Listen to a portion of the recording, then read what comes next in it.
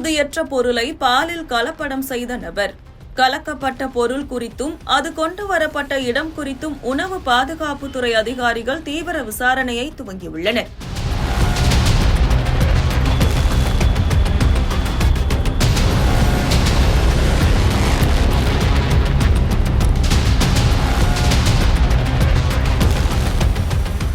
தென்காசி மாவட்டத்தில் பாலில் ரசாயன கலப்படம் செய்யப்பட்ட செய்தி பொதுமக்கள் மத்தியில் பெரும் அச்சத்தையும் அதிர்ச்சியையும் ஏற்படுத்தியுள்ளது. பால் அன்றாட வாழ்க்கையின் முக்கிய உணவுப் பொருளாக இருப்பதால் இந்த கலப்படம் குழந்தைகள் முதல் பெரியவர்கள் வரை அனைவரின் ஆரோக்கியத்தையும் பாதிக்கக்கூடும் என்ற கவலை எழுந்துள்ளது. தென்காசி நகர் பகுதியில் உள்ள முக்கிய ஹோட்டல்கள் மற்றும் தேநீர் கடைகளுக்கு பால் விநியோகம் செய்து வந்த மேலப்பாவூரைச் சேர்ந்த கோமதி சங்கர் என்பவர் பாலில் ரசாயன பவுடரை கலந்து விற்பனை செய்வதாக உணவு பாதுகாப்புத்துறை அதிகாரிகளுக்கு ரகசிய தகவல் கிடைத்தது. இதைத் தொடர்ந்து உணவு பாதுகாப்புத்துறை அதிகாரிகள் தென்காசி போலீசாரின் உதவியுடன் திடீர் ஆய்வு மேற்கொண்டனர்.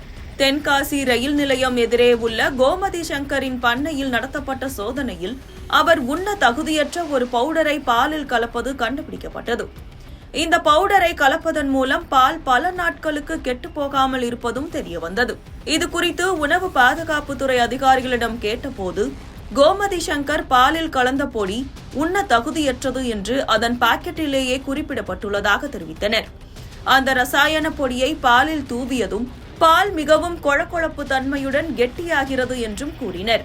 இந்த பொடி என்ன வகையான ரசாயனம், இது எங்கிருந்து பெறப்படுகிறது என்பது குறித்து அதிகாரிகள் தீவிர விசாரணை மேற்கொண்டு வருகின்றனர்.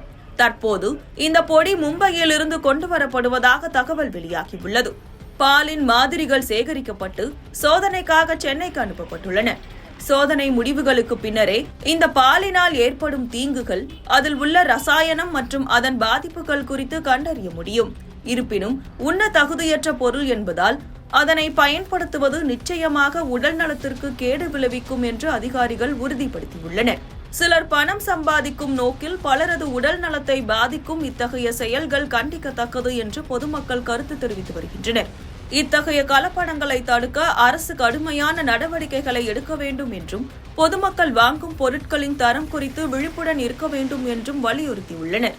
சானிட்டரி ஆஃபீஸர் பார்த்தாலே பால்காரங்க எழுந்தடிச்சு ஓடுவாங்க சைக்கிளில். ஆனால் இன்னைக்கு அப்படி கிடையாது. சானிட்டரி ஆஃபீஸர்ஸே கிடையாது. மொத்தத்தில் ஏதோ எங்கேயோ ஒரு கடமைக்காக எங்கேயோ அவங்க இது பண்ணுறாங்க, ஆய்வு பண்ணுறாங்க. என்றைக்கோ ஒரு நாள் இது நடக்கிறதுனால பண்ணுறாங்க. திருப்பி அந்த ஆய்வை என்ன பண்ணிடுறாங்க, விட்டுருதாங்க. ஆனால் கலப்பட பால்களில் பார்த்தீங்கன்னா நிறைய விஷயங்கள், சாதாரண பச்சை தண்ணியாக இருக்க பாலில் விட கெமிக்கல் கலந்ததுனால அந்த வயிற்றுப்போக்கு, அலர்ஜி, இந்த மாதிரி நிறைய பிரச்சனை ஆகுது. சிறு குழந்தைகளுக்கு, பச்சிளம் குழந்தைகளுக்கு கூட பசும்பால் தான் நல்லதுன்னு சொல்லி நம்ம தாய்மாரெல்லாம் வாங்கி கொடுக்குறாங்க. அந்த பாலில் விட இவ்வளோ கலப்படமான விஷயங்கள் வருதுங்கிறது உண்மையில வருத்தப்படக்கூடிய விஷயம்.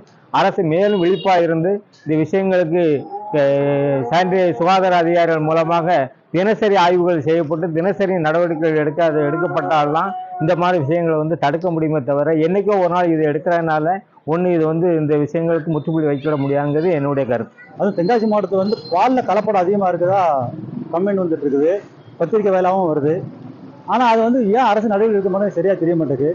என்கிட்ட கலப்படங்கிறது உயிரோட விளையாடக்கூடியது. அது குழந்தைகள் பால் குழந்தைலேருந்து பெரிய ஆள் வரைக்கும் எல்லா தரப்புறவும் சாப்பிட்றாங்க.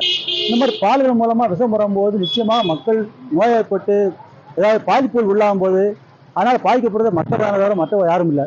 அது அரசு துரிதமான நடவடிக்கை கடுமையான சட்டங்களை கொண்டு இந்த கலப்படத்துக்கு எந்த பொருளை கலப்படம் பண்ணாலும் செய்வதன் மேலே கடுமையான நடவடிக்கை எடுத்து மக்களோட உயிரை காப்பாற்றுறதுக்கு உள்ள முயற்சி ஏற்படுத்தணும். பால் ரொம்ப ஒரு அத்தியாவசியமான பொருள். தாய்ப்பாலுக்கு அடுத்து மாட்டோட பாலை தான் நம்ம குழந்தைங்களுக்கு ஏதாவது கொடுப்போம். நம்மளும் தினசரி அதான் குடிக்கிறோம். நோய் எதிர்ப்பு சக்தி எதுல அதிகமா இருக்குன்னு கேட்டீங்கன்னா பால்ல தான் அதிகமா இருக்குன்றாங்க. அப்போ முதல்ல ஒரு குழந்தை கிடைக்கக்கூடிய அந்த உணவுப் பொருளே கலப்படமா இருந்துச்சுன்னா அதோட முழு வாழ்க்கையுமே ஆஸ்பத்திரி, நோய்வாய்ப்படுறது இந்த மாதிரியே போயிடும். அப்போ இதை தடுக்கணும்னா தமிழக அரசும் சரி, நம்ம பொதுமக்களும் சரி, இந்த கலப்படம் சார்ந்த விஷயங்கள் மேல ரொம்ப ஒரு கவனம் செலுத்தணும். கலப்படம் இல்லாத இயற்கை தன்மை மாறாத பொருட்களை நம்ம அதிகமாக பயன்படுத்தணும். பால் கொஞ்சம் நம்ம அதுக்கான நிர்வாகிகள், அதுக்கான அதிகாரிகள் கொஞ்சம் எக்ஸ்ட்ரா கேர் எடுத்து அதை பார்த்துக்கணும் நாங்கள் கேட்டுக்கிறோம்.